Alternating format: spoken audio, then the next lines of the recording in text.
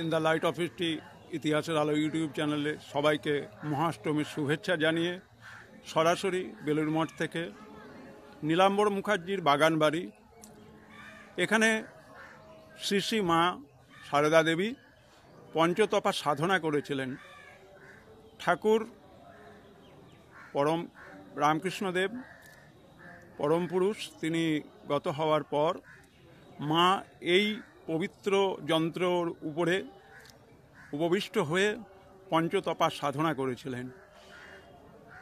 আমি যন্ত্রটি দেখাচ্ছি। আমি আজকে এই জায়গায় এসছি, এ আমার অন্নদাতা জায়গা। স্বামীজির স্বপ্নের যে প্রতিষ্ঠান রামকৃষ্ণ মিশন বিদ্যা মন্দির, সেখানে 1988 সাল থেকে 1993 সাল পর্যন্ত পড়াশুনোর সুযোগ পেয়েছিলাম।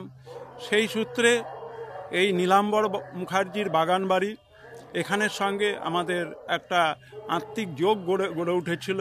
আমি প্রায়শই আমার মায়ের টানে আমি এখানে আসি, শুধুমাত্র কুমারী পুজো দেখার জন্য বা অন্ন ভোগ গ্রহণ করার জন্য নয়। এই জায়গা আমার কাছে আমার মায়ের মতো। আপনারাও আসবেন, এই জায়গাটাকে দেখবেন, এই জায়গার ইতিহাসটাকে ভালো করে জানবেন। মা এই বাড়িতেই থাকতেন।